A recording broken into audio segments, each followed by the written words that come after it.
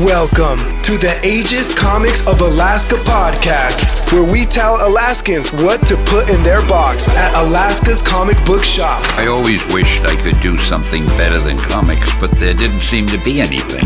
This is the Aegis Comics of Alaska podcast. And now your hosts, Lou and Amy Jo.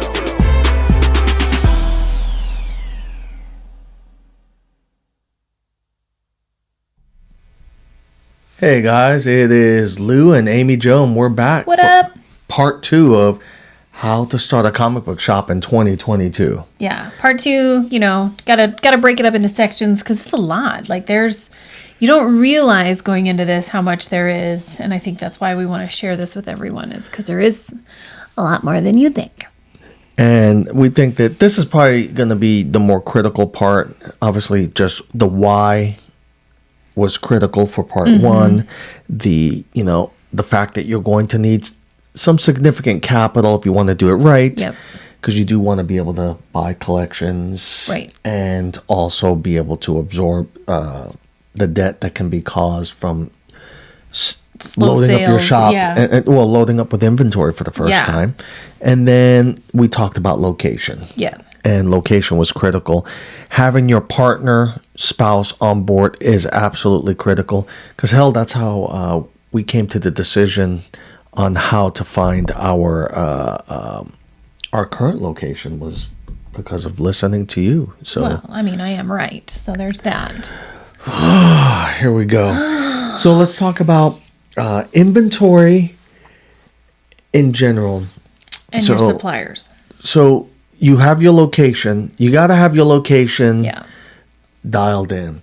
Location can also be Comic Cons, can be a flea market. You can start out as, before you get to the brick and mortar, you can start out going to these events, going to the cons, setting up a really good booth. Our friend out of Fairbanks, that's all he does is do those circuits, and he does a very good job. Bridger, he kills it. Yeah, and that is a wonderful way to start. And it's probably, if you want to dip your toe in it, that would be a really good way to dip your toe. I'm begging him to start a storefront. He refuses. He likes what he's doing. Hey, it works for him and he's happy. I hope he does do a storefront up there in Fairbanks at one point. I Can't would knock him 100% for doing what he root for him. likes. Yeah, but yeah. So your inventory. You gotta have your inventory. And how do you get your inventory? You gotta know where the collections are. Yep. You got to know where the collections are locally. You have to let people know that you purchase collections. You have to make that well known that you purchase collections. Our community knows that our shop purchases collections. So we're solicited at least once a week. And that is very good for business, because the more collections, you'll have that chance of turning away the bad ones and being able to capitalize on the good ones. Yeah. But if you have nothing coming through your door and all of a sudden you're running out of inventory, then beggars become choosers. And I was going to say, it doesn't mean that you have to buy everyone that comes in the door. No. Not in any way, shape, or form. And especially in the beginning, I think that was something that I've made some bad purchases in the beginning. Because it was like, we got to buy these because, we don't know when the next one's going to show up. And we learned that they're going to show up. And you just have to, that's why it's so important to have your inventory, to have enough when you start, to give you that little bit of interim time in between for when, you're waiting for that next collection to come in. If you're going to sell your personal collection, once again, be committed to selling your personal collection and understand that this is business, not personal. Someone is going, I am a haggler. That is what I do. This is why when we go car shopping, they talk to me. And so knowing that about myself, and knowing when people come in and they try to talk us on different prices with books, I can understand that. And it's knowing it not to take it personal, because it's part of business. That is what it is. Now, with that being said, a lot of friends in the community that we've spoken to, their intent is on starting off with their personal collections because they have massive personal collections. And I will tell you that that is an excellent idea, with exception of you need to already have the wheels turning on how you're going to be restocking long before you burn through your personal collection, because the moment your collection becomes stagnant, your inventory becomes stagnant in the eyes of the customer, they're going to move on to another location. And I think what's important to also talk about with inventory is your supplies.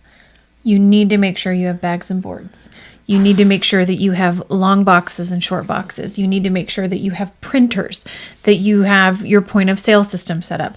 You need to make sure that you have all of those things, because who's going to go through back issue bins on books that are not bagged and boarded? Sure, there's a couple people that might go through them, but I tell you what, we get people that every single day go through our back issue bins because they are all bagged and boarded. And because they are all, alphabetized. It makes you look more legit. presentable. You look legit. Yeah. So have your supplies with your inventory. Yes, having 1,000 books is awesome. Not being able to display them properly, not awesome. So making sure that with your inventory, you also are thinking about your supplies that you're going to need. So you have to have your bags and boards. Your bags and boards primary supplier right now is BCW. You're going to be making a minimum purchase of $1,000, because anything below $1,000 you have to pay for the astronomical shipping. Unless, of course, if you live near BCW, then that's a moot point. Otherwise, the rest of us, whether you're in Alaska, whether you're in California, New York, whatever, you're more than likely, unless you're in driving distance, affordable driving distance to the BCW warehouse, you will purchase $1,000 minimum purchase. That way you can get your free shipping. And affordable driving distance means a lot right now. Yeah. So especially with gas prices. Yeah. So you're going to be spending $1,000. So that BCW order needs to count. It needs to be your bags and boards. It needs to be your short boxes, long boxes. And that's one of those ones where you need to really sit down, and $1,000 is a lot. But if you are smart about what you're purchasing on there, you can really make that $1,000 not only useful but profitable. Selling the bags and boards to customers, having the short boxes and the long boxes for customers to buy, having the different the Mylar bags, the specialty things, all of that stuff that you can get from them. You need enough for you and enough for your customers. I would recommend that if you're going to be purchasing for your inventory, you should make one purchase that's for you, and that purchase would be the loose boards, for instance. Yeah, because they do that now. Yeah, they do. Box. They've been doing that for a couple of years, but they essentially you can get a box of 1,000 boards. It's much cheaper than buying 100 packaged boards. So you do that, you'll save some money. You're going to be burning through those anyway. Right. Getting everything set up. Right. And then get your bags. And your bags are always going to be cheaper because they're lighter. Yeah. It has to do with weight. It has nothing to do with true material quality. Everything's based on weight. Story of my life. So just remember, the bags and boards, you get enough for you in your inventory, and then the extra that you purchase to meet that $1,000 threshold will be the stuff that you sell to your customers. I promise you, especially if your customers are collectors, they're going to be purchasing packages of you. I've never had a problem with selling out on bags and boards. And do we get the Gemini mailers from them too, or is that someone else? Thank you, honey, for bringing that up. For those of you that are now doing Whatnot or doing your online hustles or your YouTube sales, if even you ship a book, Facebook Marketplace or anything Instagram, else, if you ship a book and it is not bagged, boarded, and in a Gemini mailer at a minimum, you are wrong. You're going to get roasted. You're going to get roasted. You're good luck getting another sale, because you're going to get a bad review. You're going to get bad reviews, 100%.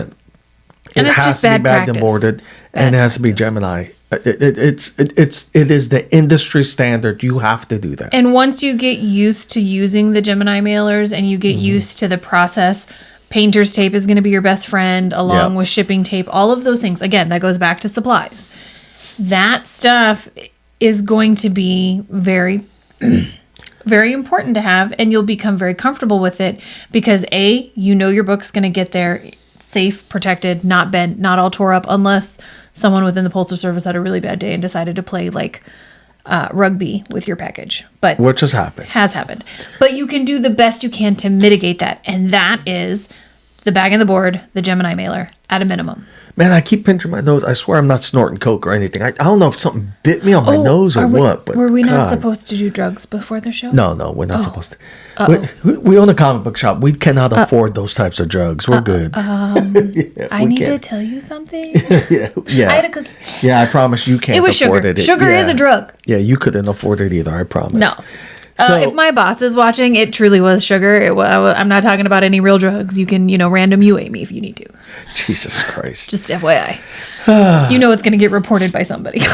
So, God, I've Supplies, lost Gemini mailers, The mailing. Gemini mailers. The one thing that we did add to that is that we also order the bubble mailers. We order them through Amazon in this case. You choose One whoever just you want to little supply extra to. layer. But the bubble mailer we order in our brand colors, and you can order them in brand colors. They're not that much more expensive. No. You can find fantastic bulk deals on Amazon and other suppliers if you don't like Amazon. And for us, we get the blue mailer. That is just added protection. We put the Gemini mailer inside of the bubble mailer, and then we ship it out to you. Mm-hmm. That's double protection. The buyer, the recipient of the package, immediately feels like, holy cow, these guys cared. They took the extra step. Well, and I It think works out. especially for us coming from Alaska and us shipping across the U.S., our shipping practices automatically have several more days attached to it, or the shipping time frame. So it's not like it's just going from Connecticut to New York where it's going to make it in a day. Right. This is going to take several days. So I know for us, it makes us feel better knowing that there's one more added layer of protection for that order. So that way, if the order shows up, more than likely it's going to show up in good condition, because we're the type of people that if an order showed up and it was tore up from the flow up, we're going to replace it, because that's just a good practice to have with your consumers. But I digress. And the other thing would be with inventory management and sales, if you're going to be selling online, or shipping, because we have several pull box members that we ship to. Yes. You have to get in the game. You have to have your Dymo label printer. You have to have your scale. And we recommend that you use Pirate Ship. Pirate Ship offers so much some easier. of the cheapest rates in the industry, hands Super down. user friendly.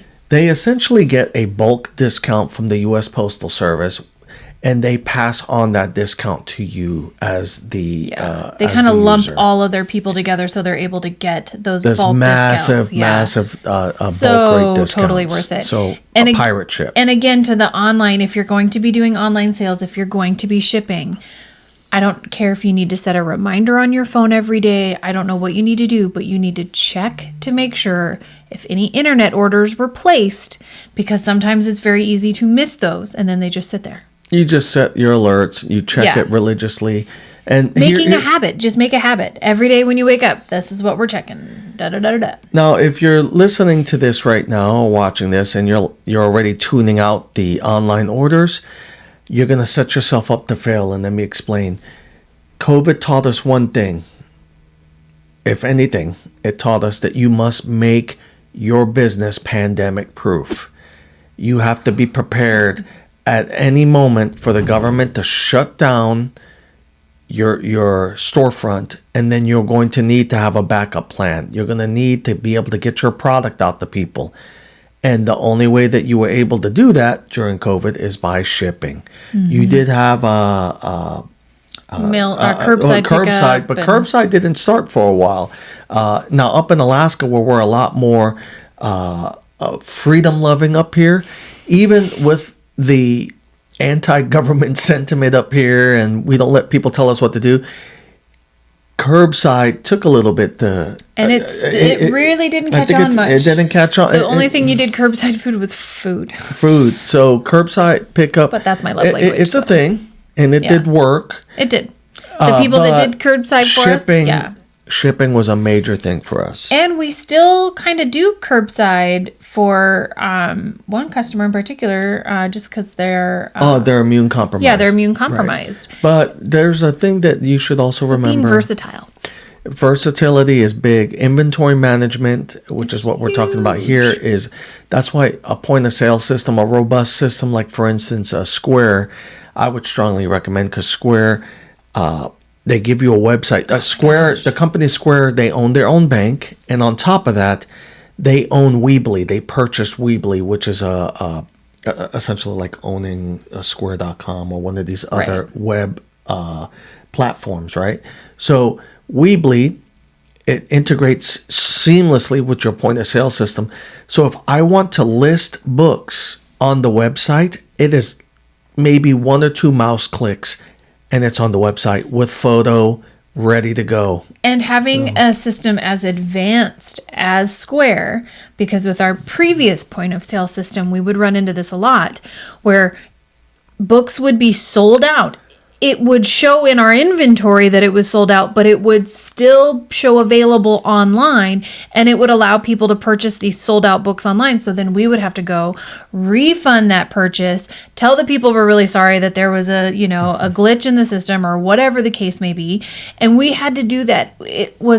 We had to constantly go in there and manually override, because the systems weren't merged together well. Well, they weren't. Yeah, they advertised that they were, but they weren't. Whereas with Square, it's damn near immediate. Yeah, it's immediate. Like, you can't buy something on our website it knows what's in our inventory as long as we have it, put in there correctly. Right, and that's on us, right? Yeah, so, and then there is personal responsibility there as well. Like, I don't want to just throw that on that previous point of sale system that we had. There was some responsibility with us as well, especially, you're like, oh yeah, here, I'll throw this book in too. You got to remember to go into your inventory. And here's what Square allows that, so people are going to wonder, well, why are you doing that, Lou? Well, let me explain. So, the standard typically is, if I'm going to be selling online and I have a brick and mortar, I need to set aside a certain portion of my inventory in a short box somewhere, label it online sales only. Mm-hmm. The problem is, if somebody comes into the shop that is looking for that item, but it's hidden in that short box, you're only going to remember so many items that are in that short box. You're going to lose out on potential sales. Square allows you to keep the stuff still on the rack, still on display, in the event that somebody comes in and they want to purchase something, it's available. But if it gets purchased online, my staff gets an alert on the register, which triggers them to go to the rack, grab the book, package it, and get it set aside for shipping. And the very minute chance that someone purchases something in the store at the exact same time that someone purchases it online, let's talk about odds. It's not going to happen. It's not going to happen. And if it does happen, it's going to be then you find a way to make it right in your shop. And it's so rare an occurrence. It behooves you to keep stuff. Anything that is not on the showroom is not selling. We have made that cardinal sin. Kevin and I have had multiple discussions. Olivia and I have had multiple discussions. JC, I've even spoken to Angela about it, because it's lessons learned from us working in the shop as well, which is, we have left things in the back for much too long and then wonder why it's still in our inventory. Well, because it's still in the back room when it needs to be out on the showroom where people can see it. And, waiting on the opportunity for somebody, or so having get that it out on the showroom. for back when we used to do Pop Shop, just having all that stuff set aside for Pop Shop, all that stuff. No, after it's done, just throw it back out there. Like, let everyone else have dibs at it. Honestly, I want every single thing in my shop to sell. Everything that's on a wall or in the back, I want it to be sold. So please come buy it. So the more I have out there, the more I have available for people to see, the more chances I have of people buying everything. And that's a good thing for you. And it's a good thing for me. So win-win. Suppliers. Right now, when we started prior to 2020, prior to COVID. So 2019, there was one monopoly supplier, that was Diamond Comics. And we found out real quick the consequences of a monopoly. Yes. That is that when that said monopoly decides that they're going to shut down all distribution, we all pay for it. Yeah, it doesn't matter who you are. You can be Midtown or us. Everyone paid for it. Now, Diamond was struggling prior to that. All of a sudden, they make that catastrophic error, which turns out damn near bankrupted them. They've reduced their staffing by some astronomical percentage. I can't remember it.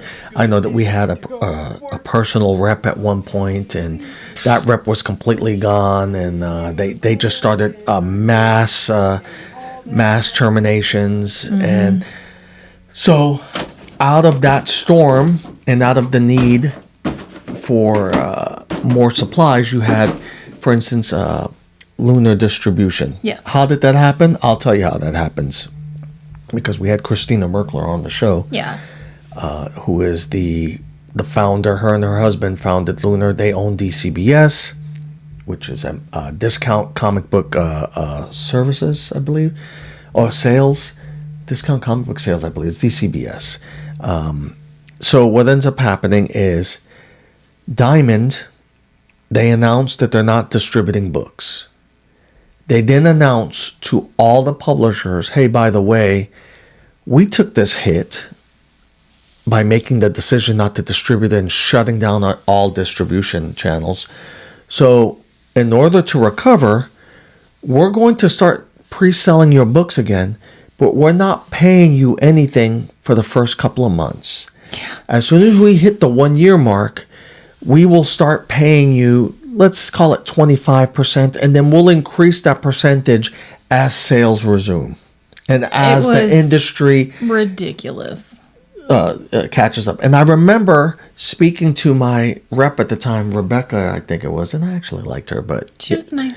But even she was caught up in that Diamond cockiness, because when I mentioned, hey, you know, Torpedo Comics and all these other companies are considering distributing, her answer was, bring it on. People have tried before and they failed miserably. We're Diamond. No one can defeat us. We could do what we want. And at the end of the day, we're going to be the only Everyone one standing. Else sucks, We've been doing it since the 1980s. We're going to be the only one standing. DC says, I'll be your Huckleberry. And they're like, that deal doesn't work for us.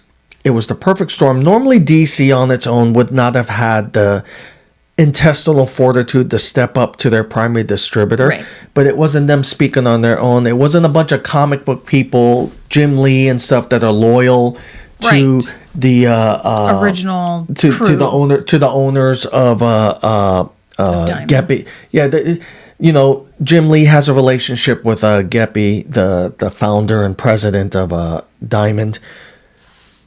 Jim Lee's boss, who cuts his check, at the time was AT&T. It's now Discovery. Yeah.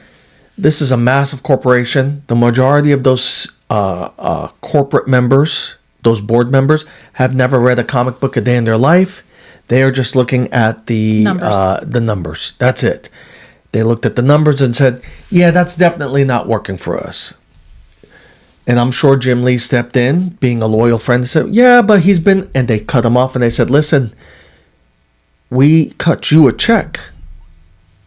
And this is a business. This is not about favors. This is a business. And this is a major international corporation. We just spent billions, potentially dollars, purchasing Warner Brothers, which in turn purchased DC Comics. Yep.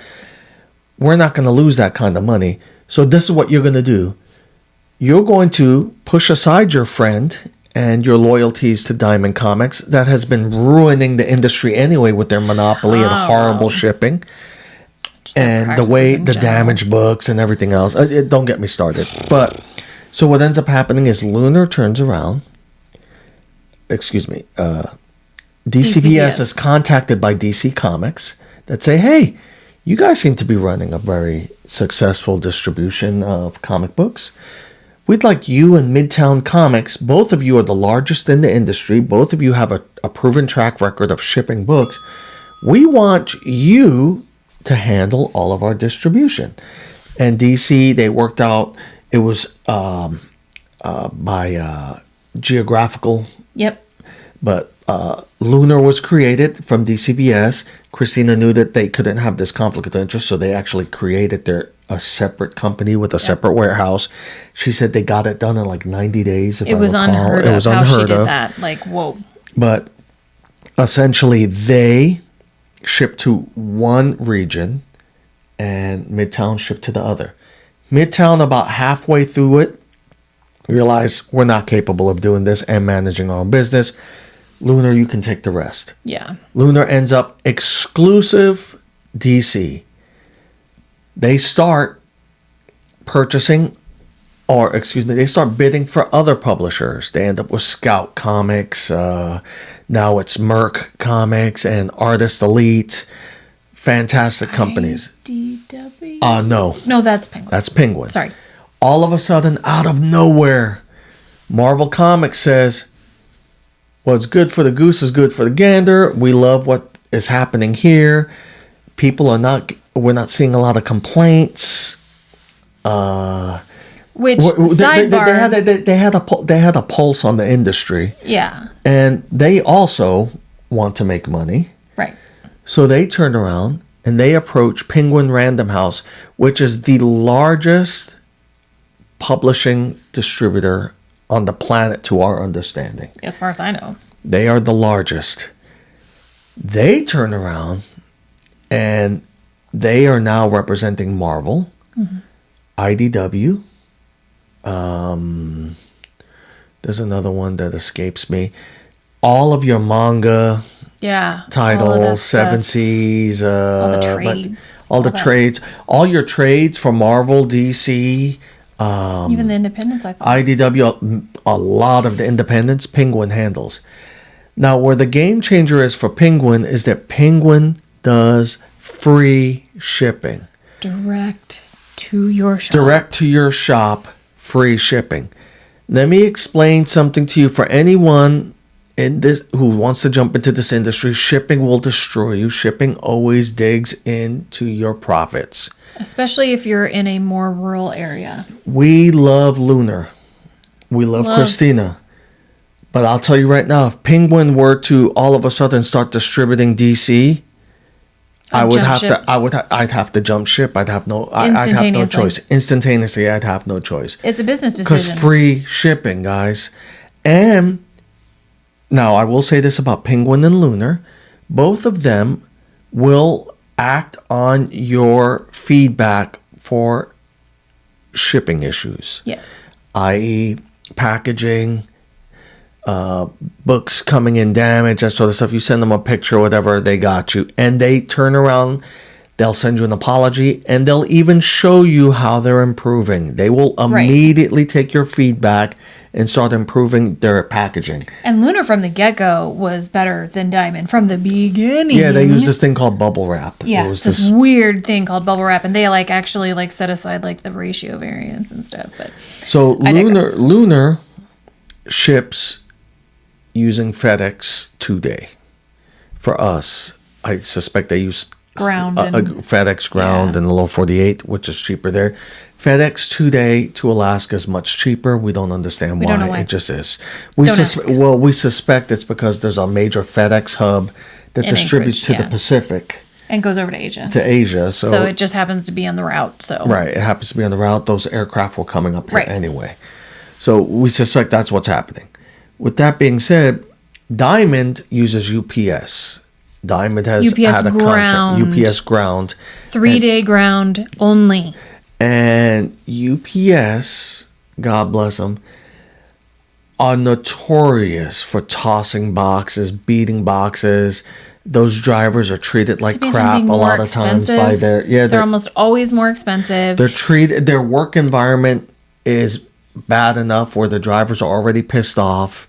Right. Now, we've been blessed. We have a handful of good UPS drivers that do... Our mailbox is at a UPS store, and we really enjoy most of the people that work there.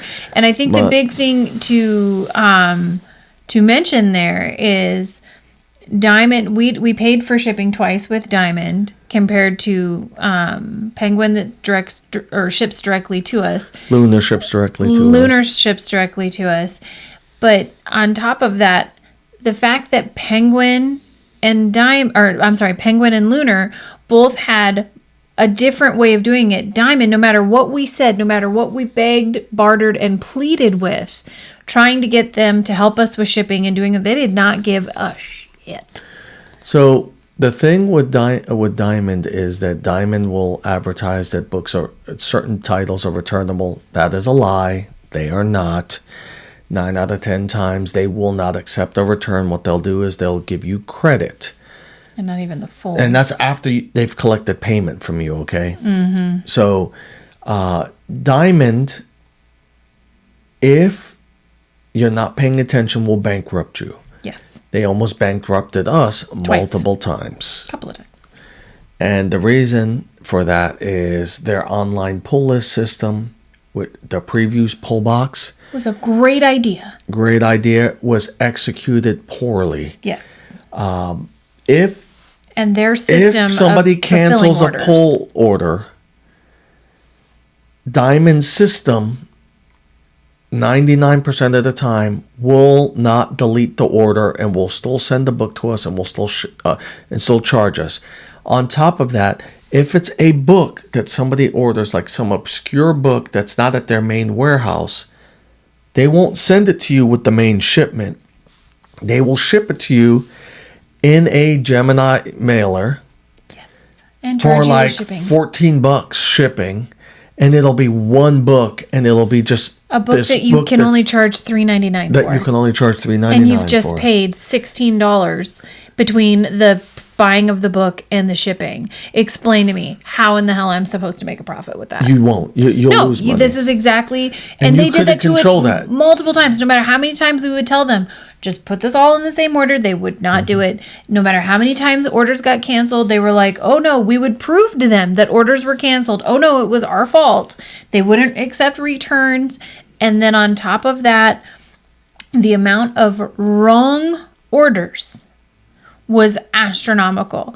I could probably count on one hand how many times we had an actual correct order compared to how many times we received an incorrect order, which is very much the opposite with the other ones. And that's because Diamond specifically does not employ people that have anything to do with comics. At their interview for staff members, if you have a background in comic books, you cannot be hired at Diamond because they're concerned about theft, which is ridiculous. How about you pay your employees better, and how about you provide them a better work environment? Then they won't steal from you. Give them a cool discount on some of the books or whatever. They won't. There's ways where you can prevent that by just not being a scumbag employer. Yeah. We are not fans of Diamond. Obviously. Diamond will break your business. And they will break your business, and they do not care. Especially if you're a smaller shop. You're not Midtown. You're not Torpedo. You're not Mile High. They don't care. And it doesn't matter that the fact that they've sent you thousands of dollars in wrong books, damaged books, all this other stuff. They don't care. And I think that is the big difference between, don't get me wrong, the other distributors, they want to get paid and all that other stuff too. But I feel like they have more of a heart than Diamond did. So one of the concerns was that you wouldn't qualify for the same discounts that you had at Diamond. That's why we weren't going to leave Diamond at first. And we realized real quick that was false. Mm-hmm. We also realized that the number of books that are purchased by your customers, in particular, here, let me explain. In theory, there's 3 main publishers that hold the whole industry together. Marvel, DC, Image. 2/3 of the industry's major books left Diamond. Gone. Diamond currently only retains exclusivity on Image and Boom. IDW just went over to Penguin. DC is at Lunar, and now the other publishers that were tired of being pushed to the bottom of the list in Diamond's previews catalog saw the light at the end of the tunnel, and immediately went over to Lunar and Penguin because they saw that on the catalog, it's just strictly alphabetical order. There's no preference to publisher. Yeah, It's just this there's no popularity contest. Yeah, it's just this fair. It's alphabetical order. It doesn't matter. Doesn't matter how big your bank account is. Yeah. So publishers, these smaller publishers, have a fighting chance. Now, Boom screwed up because they signed an exclusive contract with Diamond. So did Good luck on getting out of that. Image is just loyal to Diamond from day one. Our shop does not purchase any Image or Boom Studio books right now. And that did hurt us a little. It is not because of the publisher. It is because of their choice in distributor. Yes. When they wise up and go to one of the other distributors, at that point, we will start ordering. Purchase again. Now, if they decide to sell independently or distribute independently, we have done that too, because there is an option, there is a workaround. Some companies, not all of them, will ship directly to you. SourcePoint Press, the creators of Good Boy, the creators of Postmasters, they will ship directly to you. Zenoscope will ship directly to you. So there's workarounds. Now, you got that added shipping cost because sometimes they can't get you that discount that these other companies can. But at the end of the day, you're not dealing with Diamond. Yeah, which is worth it. If you choose to deal with Diamond, Diamond is available. Diamond has a very strict onboarding. They do a pre-screening process. You typically have to have a brick and mortar. On occasion, if you have an established web presence, they will allow you to be a web store. I know that that's far and in between, but they do it. Mm-hmm. But typically, you must have a storefront. It's no different than, let's say, like Sideshow Collectibles. Sideshow Collectibles had us send them pictures of our storefront and our interior to prove that we were a storefront. So there is that. You have a pretty substantial onboarding with Diamond, but I feel that you're jumping onto a sinking ship by going to Diamond. They've already lost. Now. They're losing all of their main publishers. It's only a matter of time before Image and Boom have no choice but to leave. Yep. So, or they're just going to shut down and they're going to have to. And they have Dynamite too, and we love Dynamite. I will say that losing Dynamite hurt us on a personal note because our first retailer exclusives were with Dynamite. They were the first ones to give us a chance. Yeah. And that's the other thing too. I guess we could speak from experience. We're a 3-year shop that has already created 3 retailer exclusives. 2 Red Sonja and Postmasters. Mm-hmm. I think that they're excellent books. We still have them available for sale. The ones that are left, all limited quantities. But nonetheless, you start getting this love for certain publishers. And it does hurt when, in this case, when Diamond currently has the exclusive for Dynamite. It's only a matter of time, though, and we'll keep our fingers crossed. So we have beaten that topic to death. Just be really careful when you're working with. Long story short, be really careful working with your distributor. Keep excellent records, and make sure that when you are unboxing your shipments, that you are paying very close attention because they are going to charge you, and so you've got to be on the ball. So that's the long and short of it. These books are not returnable. They're not returnable, guys. Everybody who keeps telling you that they're returnable, they don't know what the hell they're talking about. I get customers all the time. They're like, well, not all the time, but I had 1 or 2 customers that were wholesalers. They were purchasing bulk books from us, and then they were flipping the books. And they'd be like, well, I ordered 6, but I only have I only want these 3. You can return the other 3. No, we cannot. Yeah. No, we cannot. We cannot return them. That's not how it works, especially being up in Alaska where we have to pay for the shipping, because then we have to pay for the shipping back to them. Yeah, not it's happening. it's not happening. So just be conscientious of all of that. There's no returning books. You can get credits, but there's no returning books. There are multiple different distributors in all of the genres, whether it be cards, whether it be games, whether it be statues, whether it be comic books. Just do your research, do your due diligence, make sure that who you are dealing with is a reputable company, make sure that you are not getting taken advantage of because they're like, oh yeah, spend all this money, Just do your due diligence, find the right distributor that meets your needs at a price that is fair for both of you. Done. And moving on. So we'll summarize that there's currently 3 distributors. For comics. Diamond, Lunar, Penguin. And Penguin. Then there is, among those 3, for full summary, you have Marvel, IDW, your manga titles, Penguin, DC, Scout, Merc, Artist Elite, Lunar. Yes. Everything else that we didn't mention is Diamond. And some of those companies, you can approach them directly to order. Moving on. Do your due diligence. Due diligence. And competition makes us better. So Absolutely. the more distributors, actually, the better. I was opposite. I was thinking the opposite for quite some time, and I was wrong. 100%. It is such a good thing. I admit that I was wrong. Now you have your choice for our next topic. Comics or games? Comics or games? Pros and cons on both sides. Introduces you, unfortunately, if you do gaming, and there is a profit margin in gaming, and it depends on what you do gaming. There is a profit margin in gaming that far exceeds comics in some cases, because there are days, I'm going to give you the punchline here, that our J-Bear location on base far outperforms our Wasilla comic shop because of the gaming.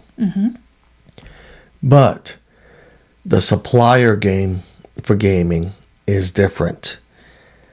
Even Diamond, that owns Diamond Select, which is their the one toy. time we bought from them and they totally screwed us over. Yeah, so they do have a gaming side that they purchased a gaming distributor ages ago, and they do own that. You would need to apply for that separately from Diamond.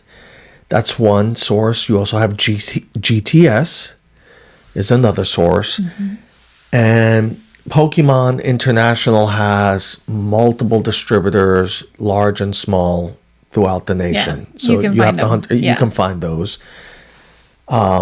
Sometimes you can actually find better deals on TCG Player than you can at your own distributor. So you should keep an eye on that, TCG Player. It's all about checking all your resources. Checking resources. And it can change. And it changes all the time. Why comics or gaming? You need to know your local market. I will tell you this, though. If you're doing the cards and the comics, one, unless you have the finances, one is going to end up becoming more important than the other. And that is a big danger. And you have to be careful with that, because you're going to get to the point where you're going to have to choose, do I qualify for that 1 in 500 cover by purchasing 500 at wholesale of that book? Or do I throw that money that I would have thrown on that potential risk, and throw that into a bunch of Pokemon cards for a new booster set that just came out? Our market dictates that we make way more money on the booster sets and the Magic sets. Yep. It just is. But the reason we're able to outperform a lot of our new competition is when we started on J-Bear, we were at a kiosk. We did okay. That's once again location. That's how we got our foot in the door. We were able to get our name out, be able to convince people. Show people that we were there. We were there. And that we can get the supplies, we can get the games that they wanted, we can get the books that they wanted. We have 2 types of customers on base. We do have the comic book and we have comic book and manga readers, yes, and collectors, and then we have the gamers. Where our profits started skyrocketing on the gaming side was when we got our storefront. We got permission and we put tables out in front of our shop. And those gaming tables, which are open play, and thank you, Olivia, for coming up with the idea doing that. and executing that. Love the pictures. There's kids that come, like 7 and 8. It's the cutest thing. That is critical. Along with adults. That you have to host gaming. Yes. And have that space available. And have that space available. You will make way more money with the tables than you will just selling the cards. And let me explain. There's going to be times where your competitor, because of multiple factors, is able to get a product like a booster set or something else for much cheaper than you. And you're not going to be able to compete with them and sell it at the same. An example would be GameStop. GameStop clearly can get better discounts and get a larger order than you. You will never be able to compete head-to-head with GameStop. But GameStop, at least the ones here in Alaska, do not have gaming tables, and they do not offer a gaming environment. So and they close down. And they close down all kinds of. So guys come to the shop, they're playing, all of a sudden they're losing. They'd like to get a better hand, so to speak. They have a choice. They can say, I'll just lose all night and I'll wait until I get the GameStop next week to pick up some cards. Or I can just walk to the register right now and pick up the cards that I need to win this game. Yep. I don't need to say anything else. It sells itself. Yep. If you're going to do gaming, then you need to take the next step of having the gaming tables. Having snacks, for sale, beverages, I'm not saying like go and get your restaurant license. I mean like bag chips and soda, right? Stuff that you can sell, that you can resell easily. In our situation on base, we can't do snacks. Well, we have candy. Well, there's a food court right there. There's a food court right there, so we're winning. Everybody's winning. I'm gonna go get French fries anyway. Yeah, I never seen a French fry I didn't at love. APHIS is extremely happy. Yeah. They're winning. Brings people in. Yeah. And it's a win-win for the whole entire area on base. And that's a specific, again, location making a big difference. That's a very specific one. But in our shop in Wasilla, different story. Our comic book customers do not appreciate, nor do they want to have to walk past a bunch of guys yelling at each other across the table. About Charizard. They want to be able to come in, go through the back issue bins, grab their books. Maybe have a discussion about a particular superhero. Maybe not. Yeah. They want to be able to. They're two different. The vibes are totally different. Different vibes. And I mean totally different. Yeah. You would think that they wouldn't be. You would think that they would be relatively similar. But I'm saying two different freeways. You might be headed in the same general direction, but on two different freeways. Now, I will tell you this, that on the military base, it is a different gaming environment because, with few exceptions, our military personnel and their dependents know how to use deodorant. They have grooming standards. They have grooming standards. And in a lot of gaming shops, you walk in and all you smell is... Teen spirit. You smell burnt leather and defeat. And the tears of many people. And which means you're going to have to do several things. You're going to have invest policies. In filtration system. Yeah, you're going to have a really good filtration system and deodorizers. You're also going to have maybe notices that say, guys, seriously. If we get a complaint, we're going to have to ask you to leave because go. It's been seriously, that bad. You have to bathe. You have to bathe. And we have been blessed that has not happened at our shop. But once again, it's a different clientele on base. But I believe that if we were to have it, for instance, at the Wasilla shop, we would have to have those conversations, unfortunately. And again, not to speak ill, some people don't have access to running water. There are certain factors that go into this, and we are very aware of that. However, if those are the circumstances that you are in, you have to also be conscientious of those that you are around. So I don't want to sound like we're these savages that are like, "Ooh, it sucks that you don't have soap, can't come." That's not it.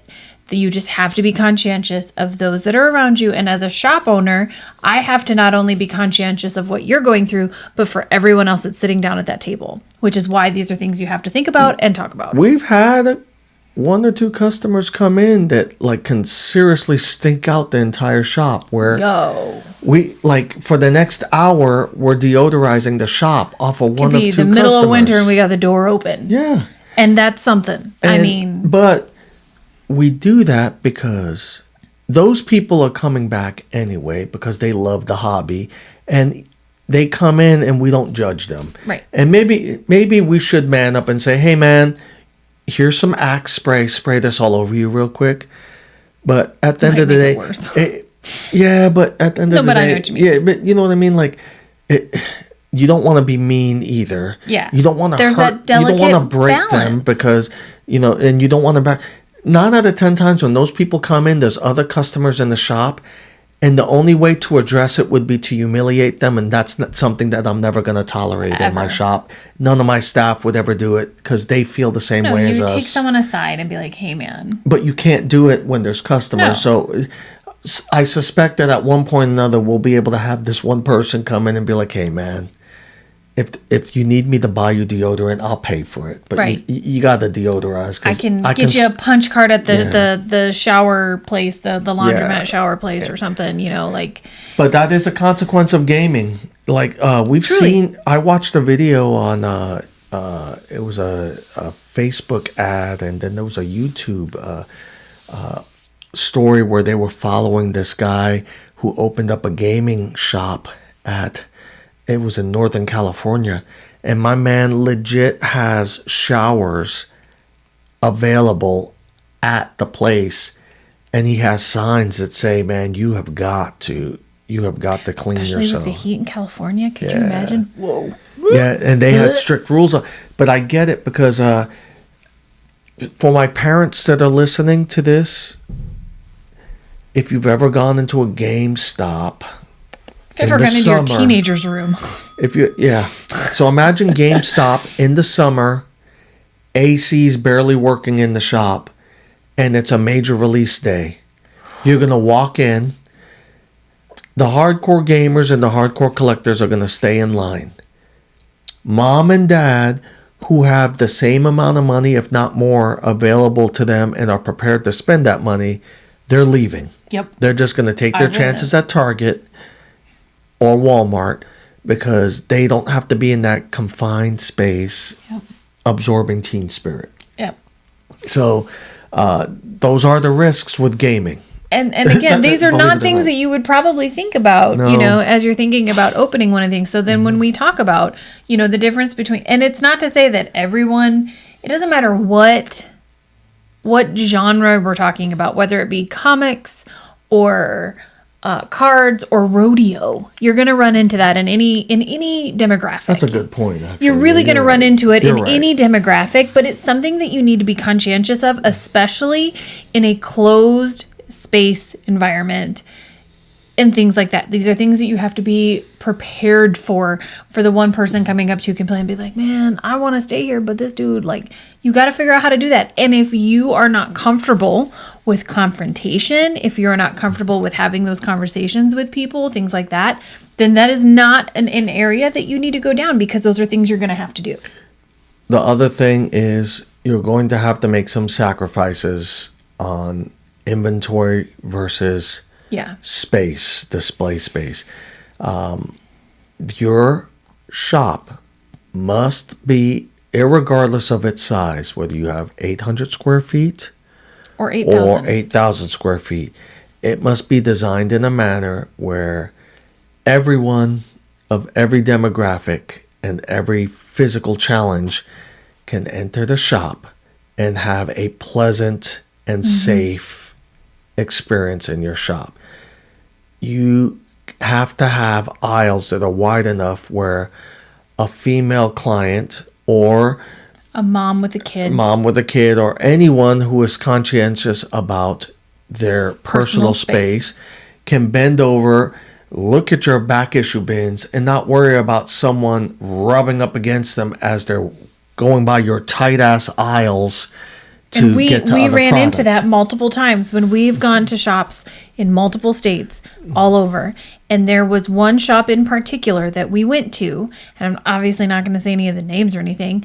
I was in an aisle looking at books, and a guy started walking my way like he was going to go behind me, and I was like, nope. And I just left the aisle because there was no way that he was going to get by me without the chances of me maybe getting pregnant. And I was not going to mess with that. Like, that's how close it was, because I'm not a large person anymore. So, I mean, that's saying quite a bit. Like, I couldn't even hardly fit in these aisles, let alone two people. And you're going to have people trying to, no, that's just, if I was as a mother, as a stepmom, as a grandma, I would not allow my grandchildren or anyone around an area where someone could be brushing up against it. And I don't mean that they mean it nefariously, that it just, in this environment, in the world that we're in, I'm not going to take that risk. I am not going to allow my kids or my grandkids to be in that situation, which is why it was imperative when we opened the shop.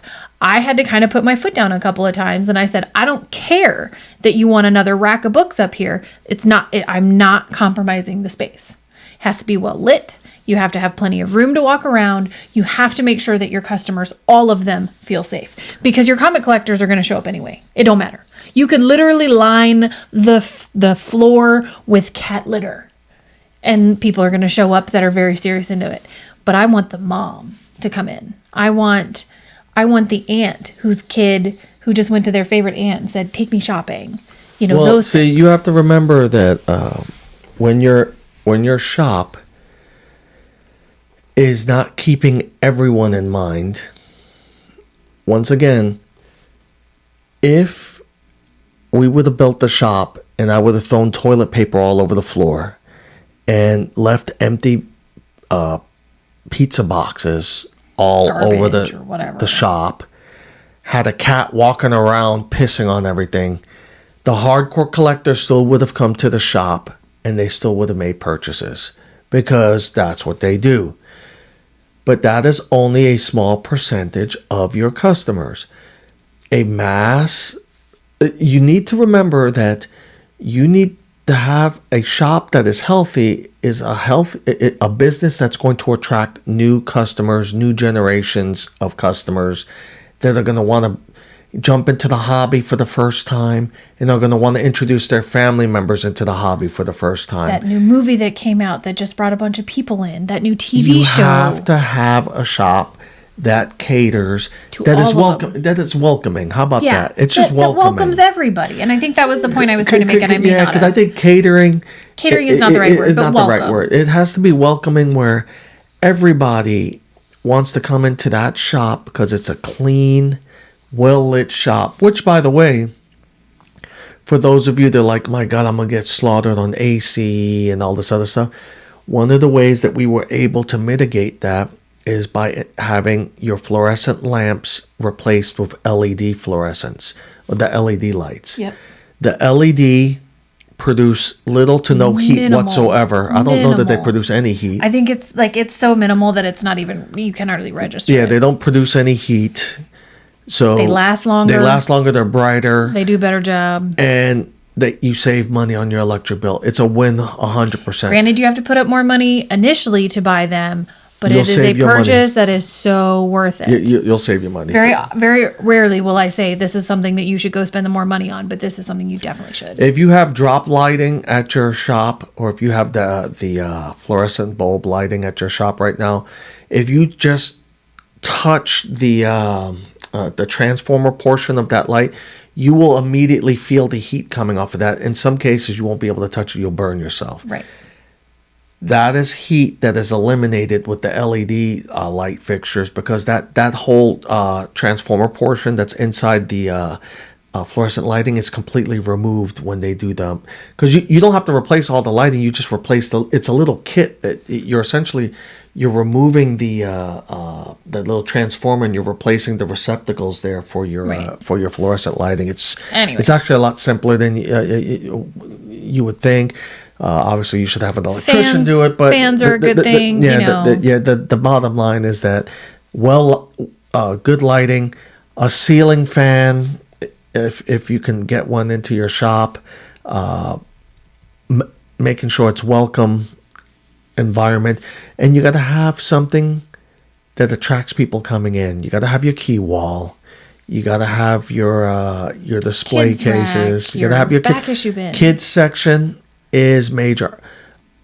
Our 100% sales, where I can say every book in that section is going to sell, is always our kids section. Yep. And a lot of Never a problem. shops don't even know what a kids section would look like because they're catering to one small demographic. And now I understand, like in the lower 48, you have a comic book shop on every corner. So it's even more important that you stick out and be better. In our case, there's only 3 shops up here. In the whole state. In the whole state. But the closest one is act as an hour from us. I act as if there's a shop right next door, and I compete as if there's a shop next door. So I am constantly pushing our staff to do better. Yeah. So now, exposure. Exposure and networking. So exposure, if you're not comfortable on social media, you better get comfortable on social media. Look at what we're doing right now. Yeah. If you're not comfortable with this to. stuff, and you're not going to be great in the beginning. Let me just tell you that right now. You're going to have horrible shows sometimes. You're going to have horrible ads, and you're going to have ones that are just flops. And you know what? When you look back on those, that the best thing that I love about those is when I can go, look at how far we've come. Look at all the things that we've learned how to do now. Look at all the things that we do now that we didn't do back then. And you have to just go in knowing that take the risk. Do it. Try it. Instagram will probably be your best bang for the buck right now. Yeah. I would say Instagram 100%. YouTube helps us. We have met lifelong friends on YouTube. Yes. The exposure that has given us has been second to none. We have met people from all over the U.S. because of YouTube. Yeah, we are. Networking is priceless because not only did those bring us friendships that are lifelong friendships, those friendships, a friend of a friend, brought us a networking to something else, that those are critical. YouTube is in the top 3 most used search engines on the planet. Yeah. How to YouTube. First thing I do is go to YouTube. How do I do this? YouTube is in the top 3. It rivals Google. Yeah, Google, YouTube, for search, and Pinterest. So yes, those are the top 3. The top 3. So you have some would say LinkedIn. Not yet. I think LinkedIn is working its way up. Only because of Deadpool. Well, I think the big thing with LinkedIn that people are shying away from is that in order to get like your statistical information, you have to pay for it, and people don't like that. So that you can do a lot of pay to play in LinkedIn. Why would you pay when you can get the same powerful information from Instagram, from YouTube? Facebook. I would say that Facebook is your older generation right now. It's still critical that you have it. For events, though. Put out that events. Info. Yeah, event info. Facebook. Remember, Facebook owns Instagram. Instagram is just a different format. Yeah. So Instagram and Facebook go hand in hand. And what's good is that if you link them, if you link your accounts, as you should anyway, when you post on Instagram, it'll auto post on Facebook and vice versa. Great deal. The only time that doesn't work with videos, there's workarounds, but nonetheless, Facebook is great for Facebook Live. We use Ecamm, for instance, with what we're doing right now. So Ecamm will transmit or will stream on, for us, in our case, we have Twitch, YouTube, and Facebook Live. It'll stream on all 3 platforms simultaneously. Simultaneously. You can do that with StreamYard, a couple of other companies as well. If you're interested in Ecamm, we love it because you can actually stream in 4K if you want. As a matter of fact, this camera we're using right now is 4K. So you can use our link in the description and find out more information. You can actually get a discount right now. Same with the music that we use from Epidemic Sound. You can get a discount on that. But anyway, back to exposure. Exposure. Social media is key. TikTok. We do a lot of skit videos. That's what made us very popular on social media. A lot of parodies. We don't take ourselves seriously. You have to do whatever gets you positive exposure in your community. You need to be doing that, and you most certainly need to have a presence on Instagram, TikTok. I think Twitter is going to make a comeback at one point now that it's they're steering away from more of the toxic stuff. We'll see. Yeah. But I cannot say how disappointed I am when I see comic shops that don't even have a profile photo, let alone an actual profile on Instagram. You got to or have your stuff updated on Google so that when someone searches for a comic shop in the area they're in, you should come up with at least your number and your address and your date, the times and days that you're open. I mean, at a minimum, if you're not going to do social media, at least have that. People have to be able to find you. If you have multiple platforms, let's say podcasts, everything else, and you don't want to invest in a website, like we have our website, our Aegis Comics of Alaska website, but if you want a more bargain basement type of landing page, I would recommend Linktree. We have our Linktree on Instagram. It's essentially a landing page. So user-friendly. It's very customizable. It's a small fee every month. And you'll spend more on coffee than you will on Linktree, and you'll get your return on investment. That way, you're not constantly having to update your links in Instagram in your bio. It's one link. They click it. It takes them to the landing page, which then takes them to whatever they're looking for, whether it be your web store, whether it be your Patreon, whether it be your YouTube channel, so on and so forth. It's just one click, and you don't have to sit there every day updating the links. And that's critical. Yep. Podcast, if you don't feel comfortable on video, you don't have to do it on video. Do podcast. Just do audio. What we're doing right now, granted, we are doing video, but we're taking the audio from this and we're multi-purposing and we're throwing it out on a podcast. However, if you don't feel comfortable on camera, do a podcast. Just do audio. Get the word out so that people know what's going on at your shop and people know what the next deal is. Know that, for instance, right now, that Merc Comics Meow, their pilot ship, the Miss Meow book is fire right now. This book is available at the shop. That was just one of those shameless plugs, but we love the cover B because it has kind of the Spartan feel, the helmet. It has our logo, essentially, that helmet there, that helmet, and we're also with enough likes, we're gonna have Amy dress up like this for the next cosplay. So wait, what?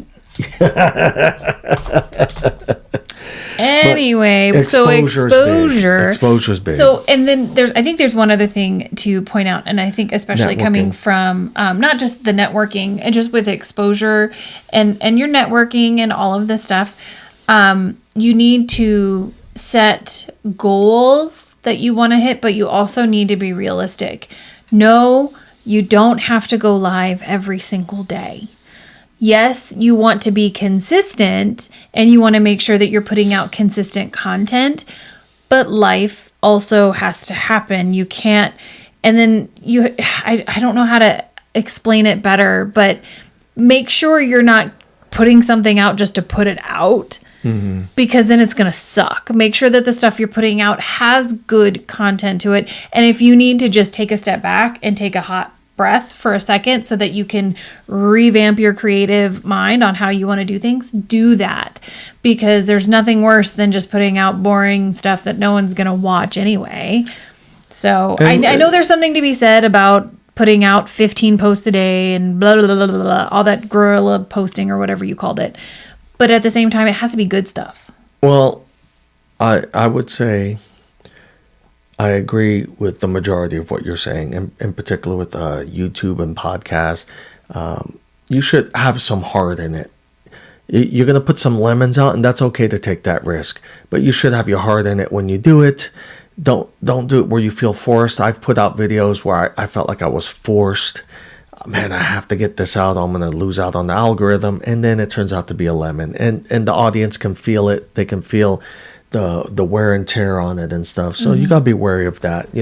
Sith Lordly, I love him to death. And I love the fact that he's man enough to take a break when he needs to take a break. He has one of the most popular shows on YouTube with spine ticks. And when he needs to take a break, he just takes a break. And people respect him for it, and they're ready for the next time he comes back on. They understand that we're humans and we need to take a break. 3 Men in a Basement. All of them have families. They all have families. Stuff happens. Now, I will say, for those of you that are listening on, for instance, Instagram. Instagram is one of those things where you need to be posting a minimum of once a day. Recommendation is 3 times a day. That is a lot easier than you would think. Just simply taking a book. Oh, yeah. Like pictures. Like the pictures of books and stuff. Take a picture of the book. That stuff, you can post that every day. I'm not talking. She's absolutely right. Trying to do videos every day, I think you're going to burn out. You will burn out. But taking a picture each day, inviting people into the shop, taking a picture of your shop. One of the coolest Instagram pages that I follow is, I think it's Gotham Comics. They're a comic book shop that's like in this little house that they converted. And I love watching their stuff because they're just posting pictures of their, maybe I think they have like a shop dog or a shop cat in there, and the manager and owner just chilling out there, showing off something new that they have. I love that. I think it's Gotham City Comics, I think is what they're called. And I love that. I feel like I'm a part of their shop so that I am prepared when we finally go and visit their shop. I feel like I've already been in their shop already. Well, that's the experience that you're trying to create. Yeah, and I think Moonlit also does a really good job of that. She doesn't reinvent the wheel. She takes pictures of not only the outside of the book, she does the inside of the book. And she profiles that. And she just made it to 4,000 followers. She's only been doing this a couple of months. Right. Because she's taking those pictures. And again, and don't get it twisted, I was talking about videos per se, like taking a picture of the book every day. Come up with something. Come up with your pick of the week, and make sure that you're always doing that on Wednesdays. So come up with, this is the book that we're going to showcase today. On Friday we do kids book day, or something that way. You always have something in mind. That way you're not trying to like, oh, what am I going to do? If you come up with like 2 or 3 things that you're going to consistently do on Tuesday, Wednesday, Friday, then you don't have to come up with new stuff. And it just helps you, be able to knock those out, and you're able to make those postings. And you'll see a return on investment. When Kevin posts a picture for a new addition to our key wall, we typically get DMs and phone calls within minutes of the post. Especially if it's depending on the book, man. We'll have people call our personal phones, who will text us, who will message us, everything. They will stop what they're doing and drive out to the shop so they can be first, because we're putting those pictures. And again, all it is a picture with a little write-up, a couple of hashtags. Done. Easy peasy. And that exposure is critical if you're going to be on social media, which you should be, because it's free. And you can really get your name out there. People will start to, they click that like, it starts showing up. It's just a win-win for everybody. So now moving on to the next topic is staff. Yeah. This is critical, man. If you pick an introvert that's just going to sit behind the register and hide behind their phone, you're paying them for nothing. I don't give a damn how good. I don't give a damn how good they are at sweeping or at bagging and boarding. That person's not making you any money. Mm-mm. They're not making you any money because they're not making any sales. No, and you have to. I think the big thing is you can't save everybody, and I know that was something that for I know just because of our backgrounds and our previous life, that's what we tend to want to do. But in this job, if you don't recognize right away, it's just like the the example that you always give, the bucket of crabs. Crabs are always going to grab one and pull. If someone tries to get out, they're going to pull one down. If you have a bad apple, I always use the bad apple as an example. If you have one bad apple in your bowl of apples, all your other apples are going to go bad because one person can bring the rest of everyone down. And that happens. I don't care where you are. I don't care what kind of job it is. None of that. That is going to happen. And so it's imperative that you recognize that immediately and you deal with it. There is a saying in business. It is hire fast, fire faster, praise and promote fastest. And there's a reason for that. You've all have been in a workplace where they don't correct the bad behavior and all the good people start leaving because they're like, I am not working in this environment. Case in point, you have this guy at your shop working, using the term work lightly. The person doesn't put in any effort whatsoever. You have your other high-speed person that comes in, does everything you want them to do, the marketing, greeting customers, selling the experience, because that's their job. You're selling an experience to your customers. They're doing all these things, and they realize that every time they come in after this one slug, they're essentially working double because they're now having to clean up everything that this guy didn't do. Yep.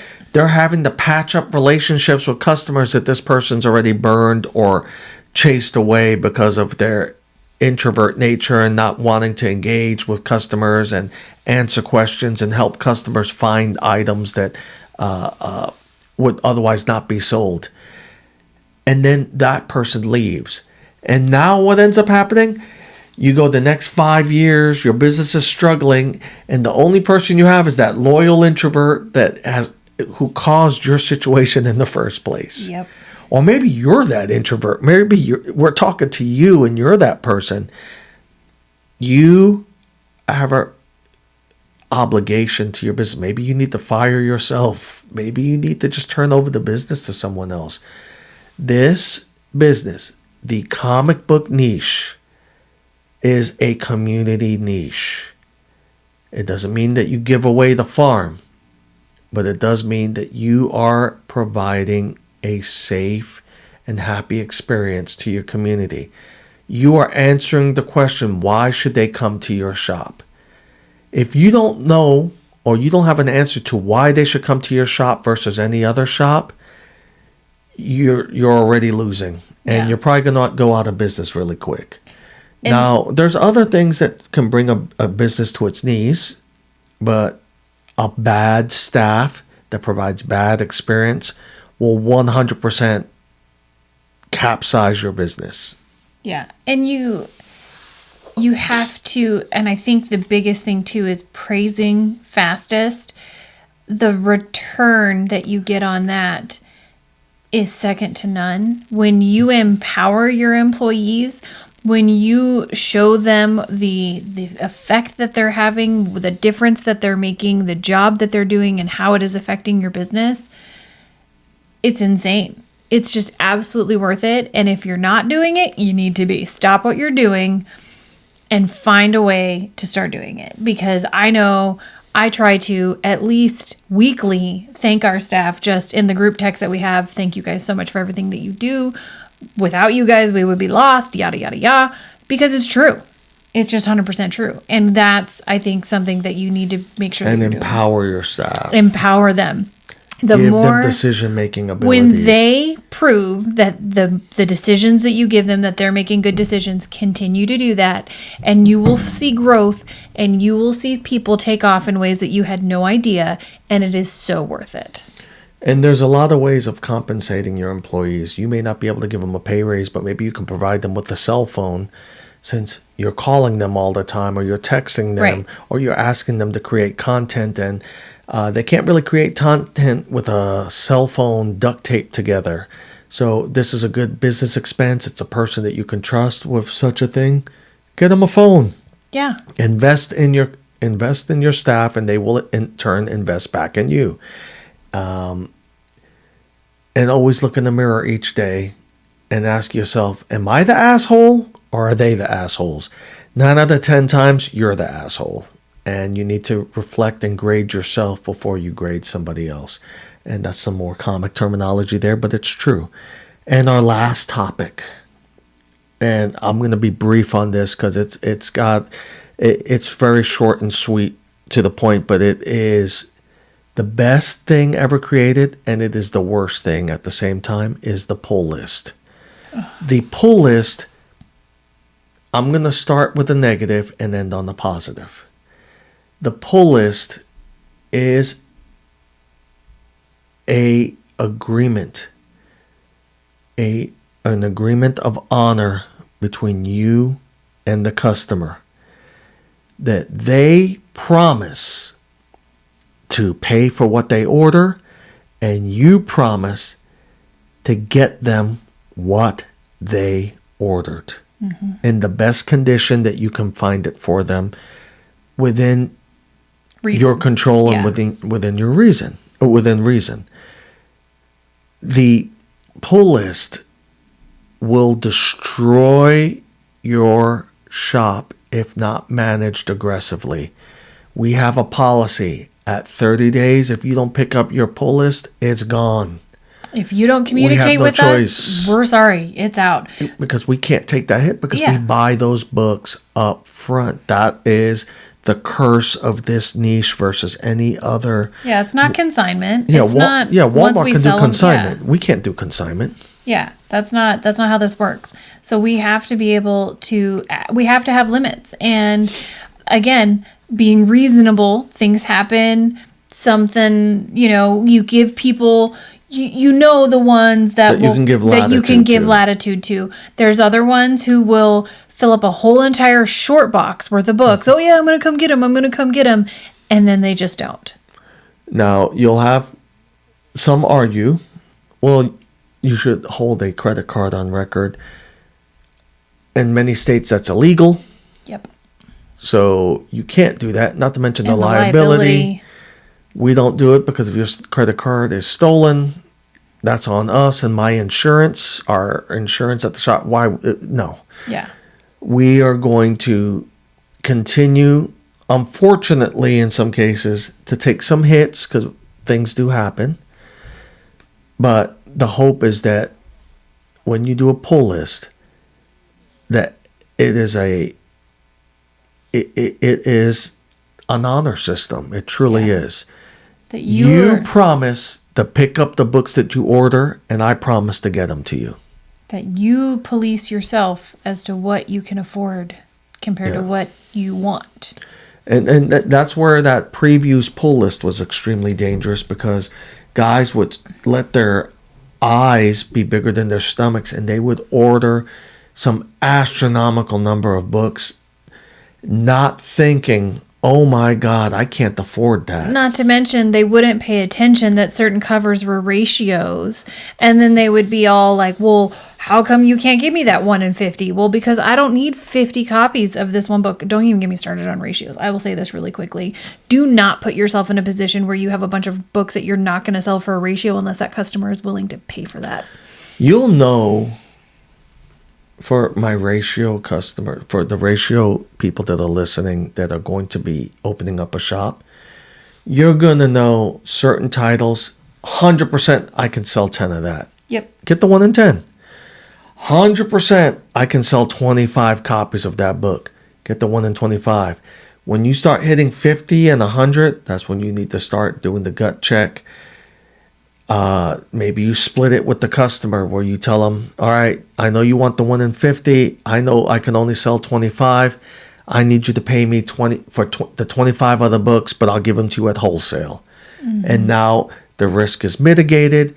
You split it with the customer. The customer's happy, you're happy, and you haven't lost your ass. You'll know when to do that. You'll know when not to do that. Yeah. But when you start hitting the 1 in 500s and everything, remember, ratios. If you're getting a 1 in 500, that means that you purchase 500 of that title to qualify to get the 1 in 500. That is what they call a ratio. That is the definition of a ratio variant. So remember that when you jump into that game will hurt you. And that's with that with being pull lists, said, yeah. the pull list is the heart and soul of a comic book shop, because the pull list, under the agreement of an honor system, is books that you are guaranteed to sell. So because of the pull list, you know how many books to order, which will make your final order cutoff orders, your initial order cutoff orders, much easier to process, so that when you're making that order for Penguin or Lunar, And pay attention to your you final will order know. cutoff. You will know. And you will. And then that'll help. You'll be able to see the trend. Oh, you know what? 3 more people put this book on their pull list. You know what? Maybe I should grab it a couple extra copy or 2 to have on the rack, because it seems like it's an up and coming title. It helps you see the trends. Don't make the mistake of getting 10 or 11 extra, though. 2 or 3. Yeah. 2 or 3. And if people miss out, they miss out. There's some books, like, I went heavy on Fortnite today, but I know people love that Fortnite. We sold out. The book's gone. Yeah. It's completely gone. And I ordered more than I would normally order, and I ordered well above the pull list orders for that, because I knew it was going to sell. I just knew. You'll know because of previous sales of that type of book.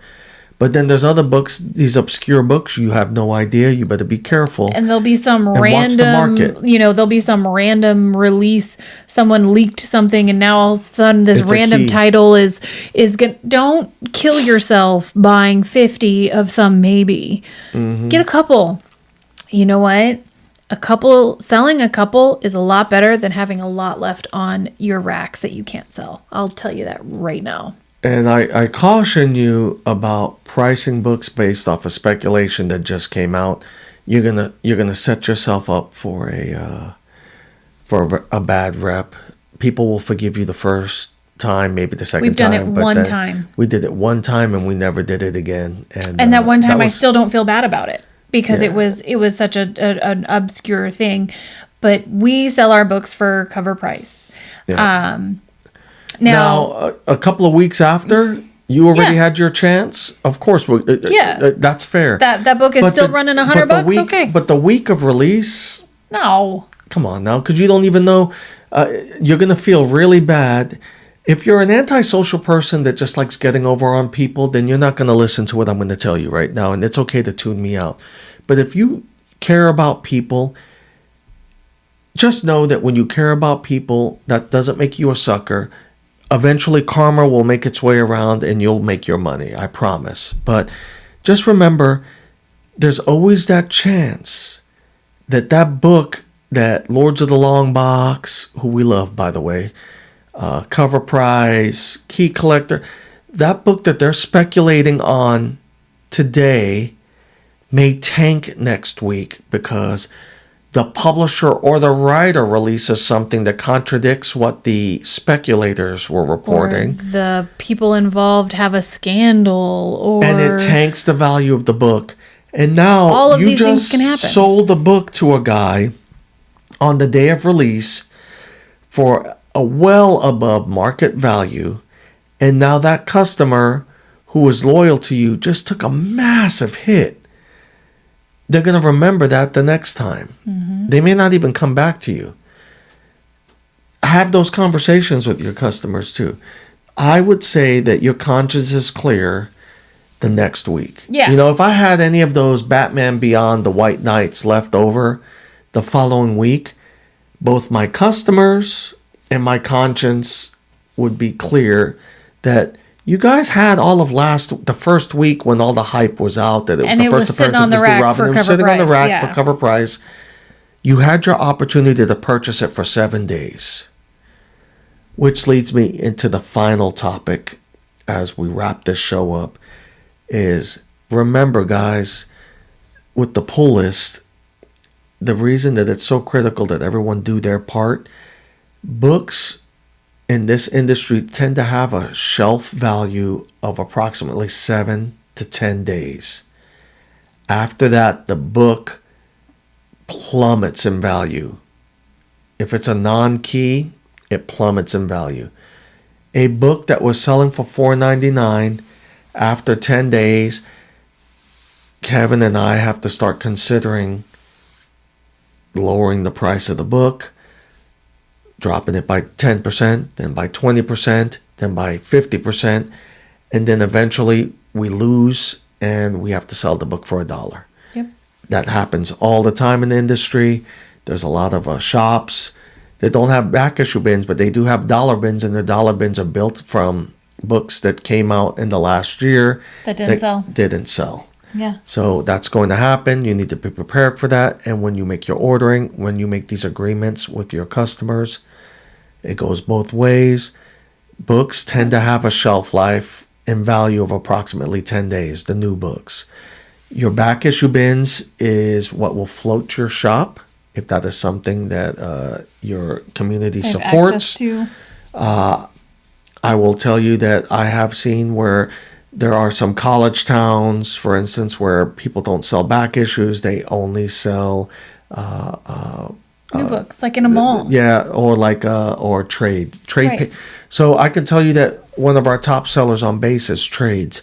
I don't know that back issues would sell on base yet because I don't have the room for it on base, because you have to have room for back issues. But at our shop in Wasilla, our biggest seller, hands down, is our back issue bins. And we can see that through the reporting from a point of sale system. So again, a point of sale system. So as we summarize, only you really know why or why not to open up a comic book shop. We've, over the last 2.5 years of our YouTube channel, we have shared the ups and downs of our shop. We've shed tears on the channel. We've also shed a lot of laughs on the channel. We do have our ups and downs. The money, you should come in with some type of capital from the get-go, whether you get pre-approved for grants, minority loans, small business loans, whatever you can get. Try not to use your own money if at all possible. I'm not big on partnerships because I think that partnerships tend to create problems, especially going into business with friends and sometimes family. My wife and I, we've had some heated debates, but we adore each other so much and we respect each other so much that it makes it easy. But then again, my wife has a reprieve from all this too. She has her other career, and it makes it easier.